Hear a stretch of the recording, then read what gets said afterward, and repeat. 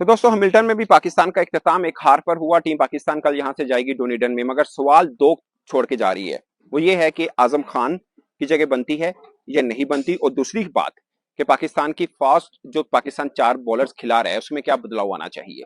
और ये दो मेन पॉइंट है जिसमें मैं अपनी राय दूंगा। आप अपनी राय कमेंट की सूरत में जरूर बताइएगा, और जो मैं बोलने वाला हूँ शायद उससे आप इत्तेफाक ना करें हो, मगर आप अपनी राय जरूर कमेंट में दिएगा ताकि अंदाजा हो कि हम कहाँ पे खड़े हैं।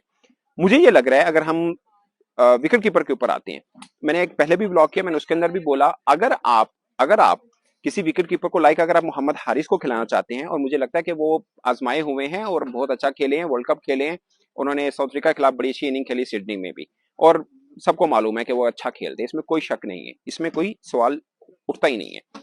बट माई क्वेश्चन इज कि आप मोहम्मद हारिस को खिलाना कहाँ चाहते हैं। अगर आप मोहम्मद हारिस को खिलाना चाहते हैं तो मुझे लगता है कि उनको ऊपर खिलाना पड़ेगा आपको।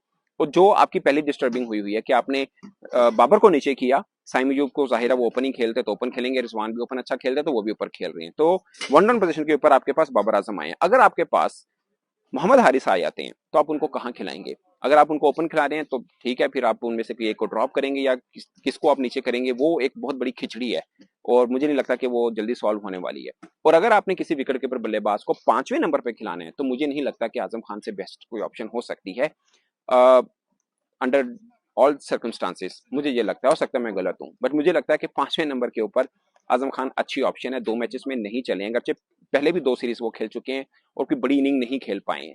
मुझे लगता है 5 मैचेस हैं, 3 मैचेस रह गए, इनको पूरा चांस देना चाहिए। उसके बाद आपके पास एक चीज सामने आ जाएगी, कंक्रीट जो है ना रिजल्ट आ जाएगा कि आप आगे किस तरह से जाना है, क्योंकि ये सीरीज आप ट्राई आउट कर रहे हैं।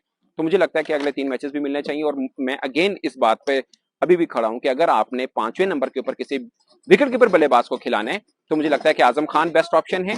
और अगर आपने अच्छा विकेट कीपर खिलाना है तो फिर आपके पास मोहम्मद हारिस की ऑप्शन मौजूद है, मगर फिर आप उनको ऊपर खिलाएंगे, नीचे वो ज्यादा बेहतर नहीं रहेंगे पाकिस्तान के लिए, क्योंकि वो भी सर्कल में अच्छा खेलते हैं। वनडे में अगरचे वो 5वें नंबर पे ही खेलते हैं, टीम की तरफ से उन्होंने पूरा टूर किया, इमर्जिंग एशिया कप जीता, वो 5वें नंबर पे खेले थे। उनमें 1-2 इनिंग्स बहुत अच्छी भी खेली, बट मुझे नहीं लगता कि खुले सर्कल के अंदर, यानी जब 6 ओवर खत्म होने पावर प्ले के उसके बाद वो उतने इफेक्टिव हो जितने वो सर्कल के अंदर हैं। तो एक्चुअली में जो टीम मैनेजमेंट सोच रही है कि हम साइम अयूब को इसलिए ऊपर खिला रहे हैं कि वो ओपनर है तो डिजर्व करता है उसको ऊपर ही खिलाया जाए। तो अगर वो ओपनर है तो मुझे लगता है कि मोहम्मद हारिस भी डिजर्व करते हैं, फिर अगर उनको चांस है तो वो ऊपर ही दें। अगरचे वो वर्ल्ड कप खेले हुए हैं, आजमाए हुए हैं, उन पर किसी को कोई सवाल उठाना नहीं चाहिए। तो मैं ये कह रहा हूँ कि अगर आप मोहम्मद हारिस को खिलाना है तो ऊपर खिलाएं, अगर आपको 5वें नंबर पे कोई विकेट पर बल्लेबाज लेना है तो मुझे लगता है कि आजम खान ठीक ऑप्शन है। अगेन 3 मैचेस उनको दे दें।